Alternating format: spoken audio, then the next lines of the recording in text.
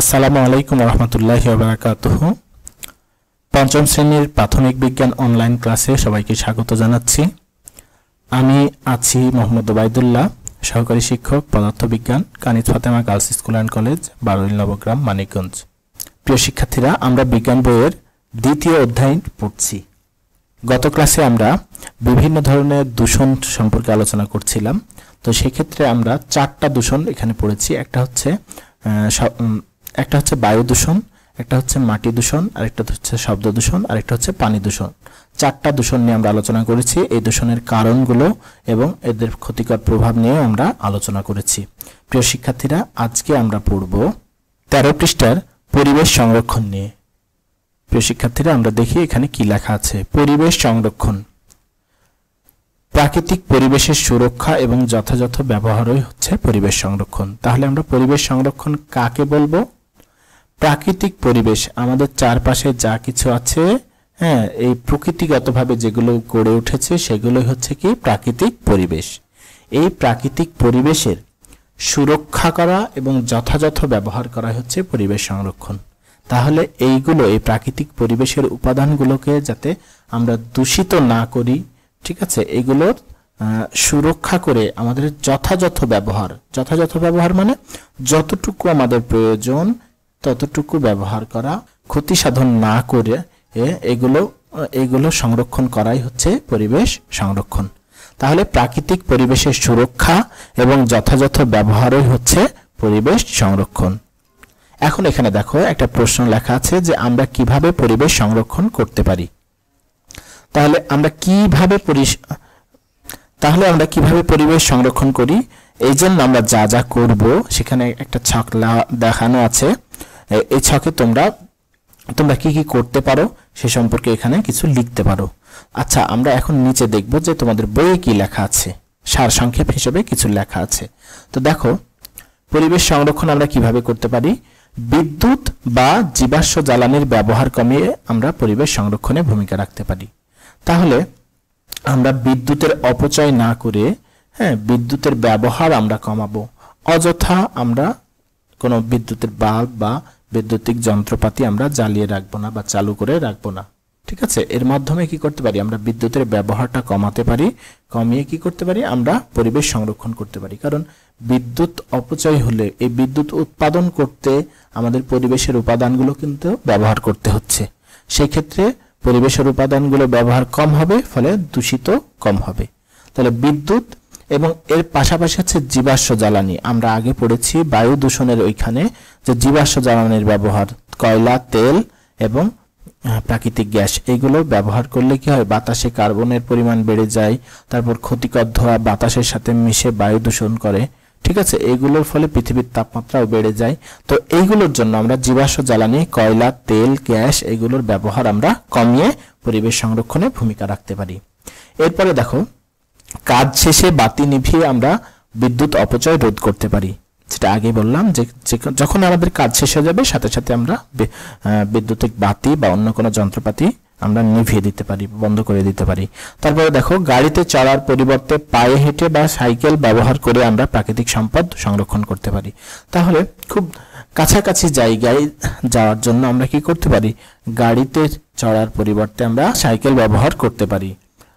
তারপর হচ্ছে দেখো, প্রাকৃতিক সম্পদের ব্যবহার কমিয়ে, এই যে আমাদের প্রাকৃতিক সম্পদ যেগুলো আছে এগুলোর ব্যবহার কমিয়ে অথবা পুনর্ব্যবহার করে, মানে একটা জিনিসকে ব্যবহার করার পর সেটাকে যদি আবার ব্যবহার করা যায় সেটাকে বলছে পুনর্ব্যবহার করে ও রিসাইকেল করে আমরা প্রাকৃতিক পরিবেশ সংরক্ষণ করতে পারি। তাহলে প্রাকৃতিক সম্পদের ব্যবহার কমিয়ে দিয়ে বা পুনরায় ব্যবহার করে। আর এখানে আরেকটা কথা বলছে যে রিসাইকেল করে। রিসাইকেল হচ্ছে যে কোনো একটা জিনিসকে একবার ব্যবহার করার পর পুনরায় ব্যবহার করার উপযোগী করে তৈরি করাকে সেটাকে বলে রিসাইকেল। তাহলে তোমরা এখানে সংজ্ঞাটা লিখে নিতে পারো। কোনো বস্তুকে একবার ব্যবহারের পর পুনরায় ব্যবহার করার উপযোগী করে তোলার প্রক্রিয়াকে রিসাইকেল বলে। কোনো বস্তুকে একবার ব্যবহারের পর পুনরায় ব্যবহারের উপযোগী করে তোলার প্রক্রিয়াকে রিসাইকেল বলে। তাহলে একবার ব্যবহারের পর যদি আমরা পুনরায় ব্যবহার করে সেটাকে ব্যবহারের উপযোগী করতে পারি কোনোভাবে, কোনো প্রক্রিয়ায়, যেমন প্লাস্টিক, আমরা প্লাস্টিক যে ব্যবহার করি সেটা ভেঙে গেলে আবার কি করে ফেরিওয়ালারা সেটা নিয়ে যায়, সেইগুলোকে আবার কি করে তারা মেশিনের মধ্যে গলায়া আবার নতুন প্লাস্টিক, তারা নতুন বিভিন্ন বস্তু তৈরি করে। তাহলে এটাকে বলছে কি রিসাইকেল করা। বুঝতে পারছো? তাহলে রিসাইকেল করে আমরা কিন্তু প্রাকৃতিক পরিবেশ সংরক্ষণ করতে পারি, যে আবার নতুন করে প্লাস্টিক তৈরি না করে পুরনো প্লাস্টিকগুলোকে আবার নতুন করে নতুন ব্যবহার উপযোগী করছি। তারপরে দেখো, কলকারখানার বা কারখানার বর্জ্য ও রাসায়নিক পদার্থ, তেল ইত্যাদি পরিবেশে ফেলার পূর্বে পরিশোধন করতে পারি। তাহলে কারখানার যে ময়লা বা বিভিন্ন রাসায়নিক মিশ্রিত পদার্থ বা যা তেল, এইগুলো যদি আমরা পরিবেশের বা পানির মধ্যে বা কোনো জায়গায় মাটিতে ফেলার পূর্বে সেগুলোকে আমরা পরিশোধন করতে পারি। পরিশোধন করে সেখানে যে ক্ষতিকর উপাদানগুলো আছে সেগুলো দূষিত মানে সেগুলোকে আলাদা করে আমরা প্রকৃতিতে সেটা ফেলতে পারি। তারপর দেখো, মাটি, পুকুর বা নদীতে ময়লা ফেলা থেকে বিরত থাকতে পারি। মাটি, পুকুর বা নদীতে ময়লা না ফেলে আমরা সেগুলোকে, এই পরিবেশটাকে সংরক্ষণ করতে পারি। সেগুলো আমরা নির্দিষ্ট জায়গায় ফেলতে পারি। ময়লা আবর্জনা নির্দিষ্ট স্থানে ফেলে এবং গাছ লাগিয়ে আমরা পরিবেশ সংরক্ষণ করতে পারি। ময়লা আবর্জনা যেটা বললাম নির্দিষ্ট স্থানে ফেলতে হবে এবং গাছ লাগিয়ে, কারণ গাছ যদি আমরা বেশি বেশি লাগাই সেক্ষেত্রে কি গাছ বাতাসের কার্বন ডাই অক্সাইডের পরিমাণটাকে কমায় দেয়, ঠিক আছে, এবং পরিবেশ সংরক্ষণ করে।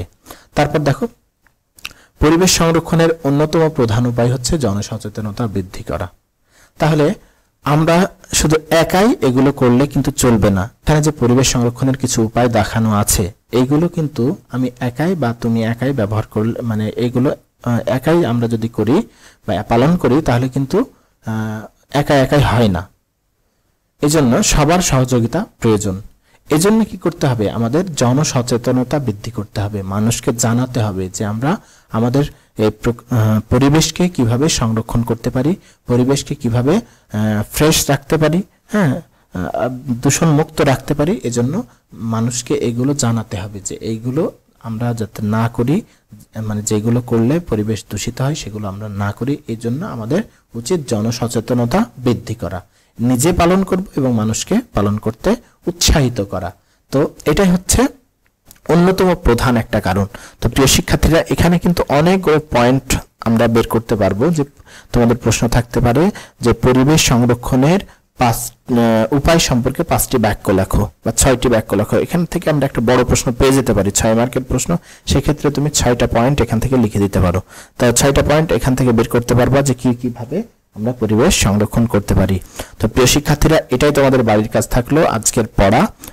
1 নাম্বার আজকের পড়া 2টা প্রশ্ন। একটা হচ্ছে যে পরিবেশ সংরক্ষণ কাকে বলে, আর আরেকটা হচ্ছে যে পরিবেশ সংরক্ষণ কিভাবে করা যায় সে সম্পর্কে, কিভাবে পরিবেশ সংরক্ষণ করা যায় সে সম্পর্কে 6টি বাক্য লেখো। প্রিয় শিক্ষার্থীরা, এই 2টা প্রশ্ন আজকের বাড়ির কাজ থাকলো। আজকে এই পর্যন্তই। সবাইকে ধন্যবাদ জানিয়ে আজকের ক্লাস এখানে শেষ করছি। আসসালামু আলাইকুম ওয়া রাহমাতুল্লাহি ওয়া বারাকাতুহু।